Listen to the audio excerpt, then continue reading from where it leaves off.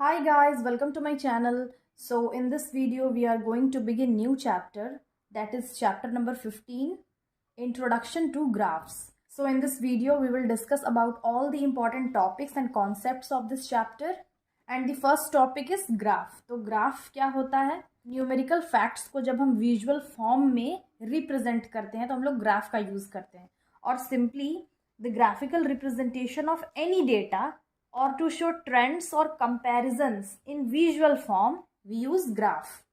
तो ग्राफ हम लोग क्यों यूज करते हैं? To show graphical representation of data. तो यहाँ पे लिख लेंगे ग्राफिकल. और हम ग्राफ में कैसे रिप्रेजेंट करते हैं डेटा को? तो हम लोग उसके लिए ग्राफ पेपर लेते हैं, और ग्राफ पेपर में पहले हम लोग एक्स एक्सिस ड्रॉ करते हैं, देन फिर वाई एक्सिस बनाते हैं, और जो कोऑर्डिनेट्स होता है उसको प्लॉट कर देते हैं. ग्राफ पेपर लेते हैं, हम लोग यहाँ पे प्लेन पेपर में बना ले रहे हैं, तो ग्राफ पेपर में हम लोग क्या करते हैं, एक हॉरिजॉन्टल लाइन बनाते हैं. ये है एक्स एक्सिस. जो लाइन लेफ्ट या फिर राइट साइड होता है वो एक्स एक्सिस होता है. देन फिर एक और लाइन बनाते हैं, ये है वाई एक्सिस, ये है 0. उसके बाद हम लोग पॉइंट मार्क करते हैं इक्वल इंटरवल्स में. फॉर एग्जाम्पल ये 1 है, ये 2 है, ये 3 है. हम लोग ऊपर भी वैसे ही मार्क कर लेंगे 2, 3, 4. फिर जो डेटा गिवन होता है उस डेटा के अकॉर्डिंग यहाँ पे हम लोग प्लॉट कर लेते हैं. फॉर एग्जांपल अगर हम लोग को कोऑर्डिनेट्स 2,3 प्लॉट करना है तो कैसे प्लॉट करेंगे? तो फर्स्ट जो होता है ये एक्स एक्सिस का कोऑर्डिनेट होता है, एंड सेकंड जो होता है वो वाई एक्सिस का होता है. तो 2 यहाँ कहाँ पे आ रहा है? यहाँ पे आ रहा है, एंड 3 वाई एक्सिस यहाँ पे आ रहा है. तो हम लोग इसको यहाँ पे बढ़ाते जाएंगे और यहाँ पे, and this is the coordinate 2,3. ये तो हुआ नॉर्मल ग्राफ. बट आगे जब हम एक्सरसाइज में सॉल्व करेंगे इससे रिलेटेड क्वेश्चन, तो ये टॉपिक और अच्छे से क्लियर हो जाएगा. अब जो नेक्स्ट टॉपिक है जिसके बारे में हम लोग आगे पढ़ेंगे वो है बार ग्राफ. अब बार ग्राफ क्या होता है? बार ग्राफ एक पिक्टोरियल रिप्रेजेंटेशन है. न्यूमेरिकल वैल्यूज, जो न्यूमेरिकल डेटा है उसको ग्राफ में हम बार के थ्रू रिप्रेजेंट करते हैं, and that is called bar graph. और जब हम डिफरेंट कैटेगरीज को कंपेयर करते हैं तो उसको शो करने के लिए हम लोग बार ग्राफ का यूज करते हैं. Bar graph is use to show comparison of different categories. जो डेटा दिया हुआ होता है, फॉर एग्जांपल स्टूडेंट है जिसके फाइनल एग्जाम्स में जितना भी मार्क्स वो ऑब्टेन किया है उसको हम ग्राफ में शो कर लेते हैं. अगर 3 सब्जेक्ट्स है, for example Hindi, English and maths, यहाँ पे मार्क्स का इंटरवल बना लेते हैं. ये 20,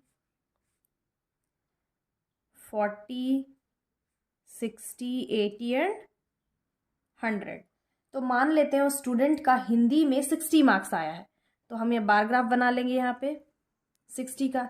इंग्लिश में 80 आया है, इंग्लिश में वैसे यहाँ पे सीधे इसके सीधे में बना लेंगे. जो मैथ्स है वहाँ 70 मार्क्स आया है, तो इसके स्ट्रेट में हम लोग यहाँ पे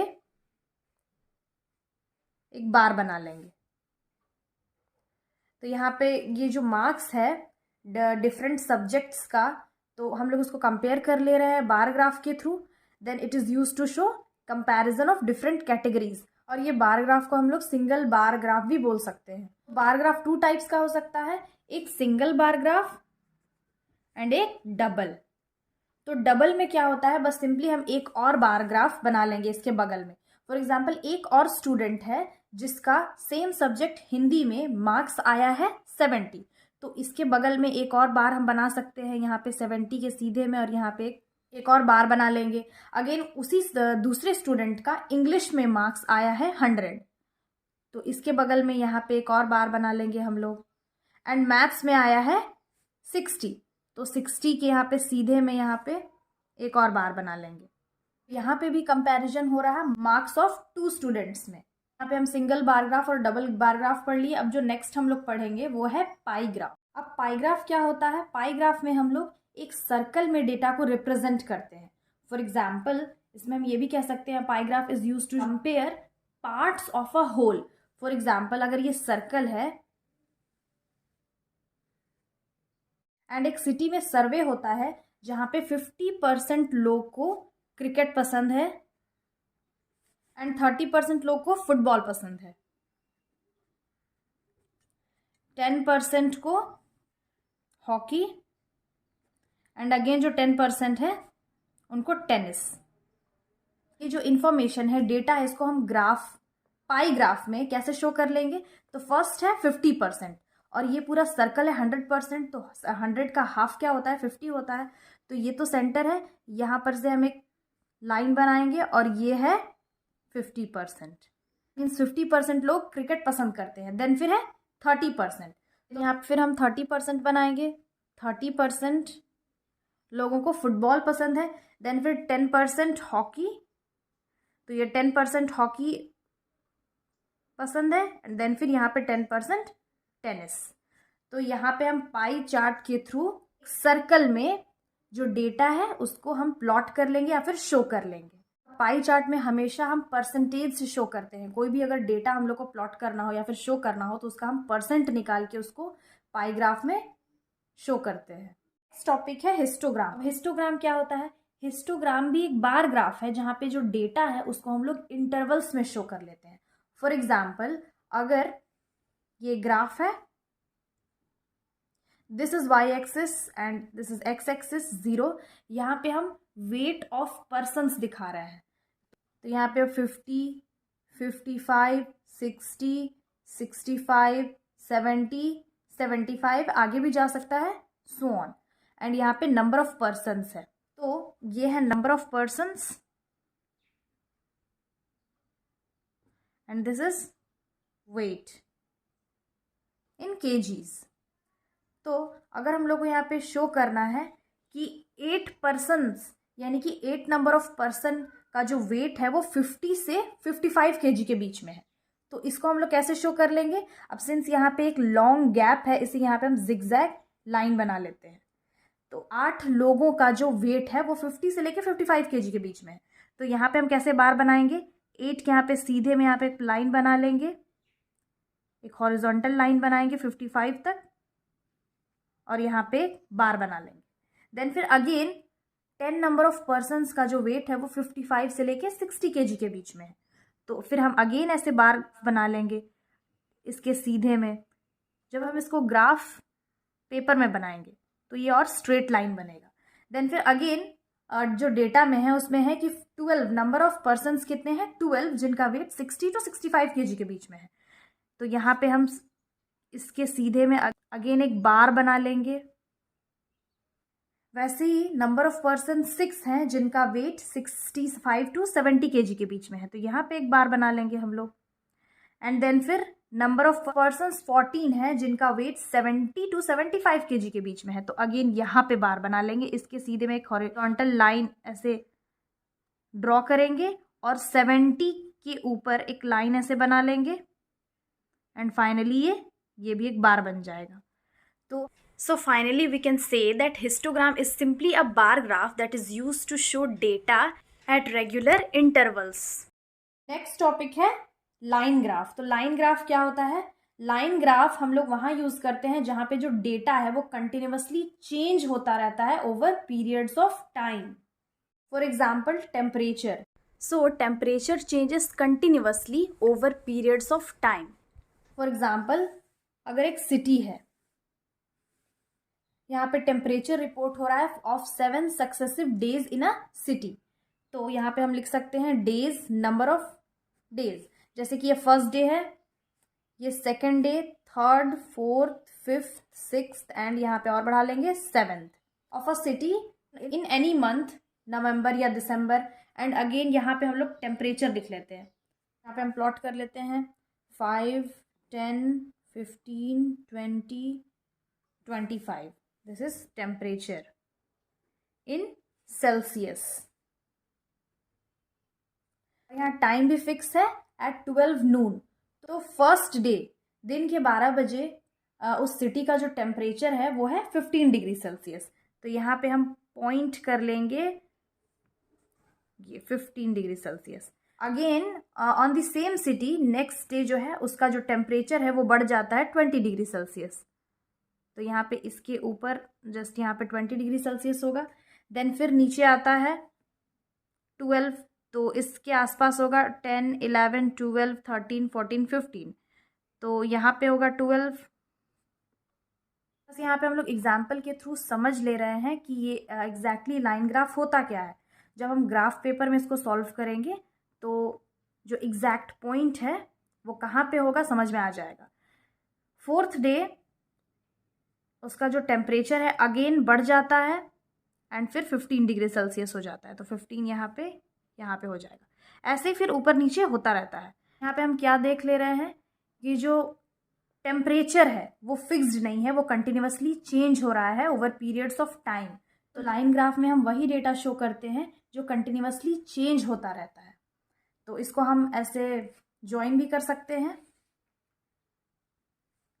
यहाँ पे ऐसे ज्वाइन कर लेंगे। ये this is x axis and this is Y axis. तो usually line graph is used where data changes continuously, यहाँ पे लिख लेंगे it is used changes with time. Next topic है लीनियर ग्राफ। तो लीनियर ग्राफ क्या होता है, ये भी सिंपली एक लाइन ग्राफ है जहाँ पे ये जो लाइन बनता है वो एक सिंगल लाइन बनता है। ये जो जिगजैग लाइन यहाँ पे बना हुआ है वो जिगजैग लाइन नहीं बनता है, सिंपली एक स्ट्रेट लाइन बनता है। एग्जाम्पल, अगर यहाँ पे हम कोई ग्राफ बना ले रहे हैं, यहाँ पे हम कोऑर्डिनेट शो नहीं कर रहे हैं, just simply x y axis 0। Linear graph में हमेशा एक सिंगल लाइन बनता है, तो चाहे लाइन ऐसा भी हो सकता है या फिर ये नीचे भी आ सकता है। तो लीनियर ग्राफ में हम सिंपली क्या लिख लेंगे, a linear graph is a graph इन विच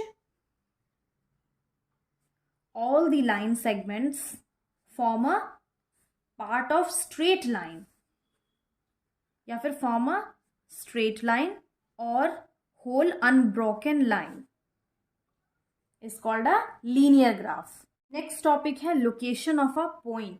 तो अब हम जो ग्राफ पेपर है तो वहाँ पे हम पॉइंट को कैसे लोकेट करेंगे, तो उसी भी पॉइंट को ग्राफ में लोकेट करने के लिए हम लोग को दो कोऑर्डिनेट्स का ज़रूरत पड़ता है। फर्स्ट है एक्स कोऑर्डिनेट एंड नेक्स्ट है वाई कोऑर्डिनेट। एक्स कोऑर्डिनेट होता है वो 0 से हम लोग लेफ्ट भी मूव करा सकते हैं और राइट भी मूव करा सकते हैं, और जो वाई कोऑर्डिनेट होता है उसको हम लोग अबव मूव करा सकते हैं, यानी कि ऊपर, एंड बिलो मूव करा सकते हैं और नीचे। तो ये हो गया x axis and this is Y axis. अब जैसे कि क्वेश्चन में दिया गया है, हम लोग को लोकेट करना है पॉइंट 5,4। तो जब भी कोई ऐसा कोऑर्डिनेट है जहाँ पे दो कोऑर्डिनेट्स दिया हुआ है, तो फर्स्ट हमेशा एक्स एक्सिस होता है एंड सेकंड वाई एक्सिस होता है। तो अगर हम इसको यहाँ पे प्लॉट कर लें तो फर्स्ट हम पहले यहाँ पे हम लोग पॉइंट मार्क कर लेते हैं, ये 1 2 3 4 5, 1 2 3 4 5। यहाँ पे बस हम समझने के लिए प्लॉट कर ले रहे हैं। तो ये हो गया 1 2 3 4 5, 1 2 3 4 5। यहाँ पे कोऑर्डिनेट दिया हुआ है 5,4। जो फर्स्ट होता है हमेशा एक्स एक्सिस का होता है, तो यहाँ पे हम एक्स एक्सिस में देख लेंगे। 5 कहाँ पे आ रहा है, 1 2 3 4 5, 5 यहाँ पे आ रहा है। एंड सेकंड वाला जो होता है वो वाई एक्सिस का होता है, तो हम ऊपर देख लेंगे। 1 2 3 4, 4 यहाँ पे आ रहा है। तो अब हम इसको यहाँ पे मूव कराएंगे 5 तक, और यहाँ पे हम इसको मूव कर लेंगे 4 तक। तो ये जो पॉइंट है ये कोऑर्डिनेट है 5,4। तो यहाँ पे हम लोकेट करना देख लिए या फिर लोकेशन ऑफ अ पॉइंट देख लिए। तो बाकी जब हम एक्सरसाइज में सॉल्व करेंगे इस टॉपिक से रिलेटेड क्वेश्चन, तो ये टॉपिक और अच्छे से क्लियर हो जाएगा। नेक्स्ट टॉपिक जो हम लोग पढ़ेंगे वो है डिपेंडेंट एंड इंडिपेंडेंट वेरिएबल। तो जो इंडिपेंडेंट वेरिएबल है वो क्या होता है, वो इंडिपेंडेंट है, दैट मीन्स जिसका वैल्यू किसी और वेरिएबल के वैल्यू पे डिपेंड नहीं करता है। और independent variable is a variable whose value do not depend on the value of the other variable. And जो डिपेंडेंट वेरिएबल है उसका वैल्यू डायरेक्टली डिपेंड करता है दूसरे वेरिएबल के वैल्यू पे, और the variable whose value directly depends on the other variable is called dependent variable. तो इंडिपेंडेंट और डिपेंडेंट से रिलेटेड हम लोग एग्जाम्पल देख लेंगे। इसका जो फर्स्ट एग्जाम्पल है वो क्वांटिटी एंड कॉस्ट है। फॉर एग्जाम्पल, अगर हम किसी दुकान में कुछ बुक्स परचेज करते हैं या फिर कॉपीज परचेज करते हैं, तो फॉर एग्जाम्पल यहाँ पे हम लिख लेते हैं number of copies and cost of copies. तो अगर हम कॉपी परचेज करते हैं 1 कॉपी, तो उसका जो कॉस्ट होगा वो होगा 10 रुपीज़। अगर वही नंबर ऑफ कॉपीज 2 है तो उसका कॉस्ट बढ़ के हो जाएगा 20। अगर वही हम 5 लेते हैं copies, number of copies 5 purchase करते हैं, तो टोटल कॉस्ट देना पड़ेगा 50। दैट मीन्स जैसे ही नंबर ऑफ कॉपीज इंक्रीज होता जा रहा है तो उसका कॉस्ट भी है वो इंक्रीज होता जा रहा है। दैट मीन्स इसका जो कॉस्ट है वो डायरेक्टली क्वांटिटी पे डिपेंड कर रहा है, नंबर ऑफ कॉपीज पे, और नंबर ऑफ कॉपीज बढ़ता जाएगा तो इसका कॉस्ट भी बढ़ता जाएगा। दैट मीन्स जो नंबर ऑफ कॉपीज है वो इंडिपेंडेंट वेरिएबल है। अगर इसको हम एक्स ले लेते हैं, then this is independent variable and cost of copies यानी कि y, this is dependent variable, यानी कि कॉस्ट जो है वो नंबर ऑफ कॉपीज पे डिपेंड कर रहा है। Therefore it is called independent and this is dependent. इसका जो वैल्यू है ये इस पे डिपेंड कर रहा है। नेक्स्ट टॉपिक है प्रिंसिपल एंड इंटरेस्ट, मतलब नेक्स्ट जो टॉपिक है इससे रिलेटेड वो है प्रिंसिपल एंड इंटरेस्ट। तो इसमें भी क्या है, प्रिंसिपल जो है वो इंडिपेंडेंट वेरिएबल है एंड इंटरेस्ट वो डिपेंड करता है प्रिंसिपल पे। फॉर एग्जाम्पल अगर हम किसी बैंक से लोन लेते हैं 100 रुपीज़ का, तो उसको इंटरेस्ट पे करना पड़ेगा नेक्स्ट ईयर 10 रुपीज़ का। सिंस जो सिंपल इंटरेस्ट का फॉर्मूला क्या होता है, P into r into t divided by 100। तो 100 इंटू रेट अगर 10% का लग रहा है डिवाइडेड बाई 1, दूसरे ईयर मतलब नेक्स्ट ईयर जस्ट 1 साल बाद, तो 100, ये 100 कैंसिल हो गया, तो इंटरेस्ट क्या आया 10। तो वैसे ही जैसे यहाँ पे प्रिंसिपल बढ़ता जा रहा है, अगर 200 है तो 20 रुपीज़ इंटरेस्ट लगेगा, 300 है तो 30 रुपीज़, 500 है तो 50 रुपीज़। तो ये जो इसका प्रिंसिपल है वो है इंडिपेंडेंट वेरिएबल एंड जो इसका इंटरेस्ट है वो है डिपेंडेंट वेरिएबल। दैट मीन्स जो इसका इंटरेस्ट है वो कंप्लीटली डिपेंड कर रहा है इसके प्रिंसिपल पे।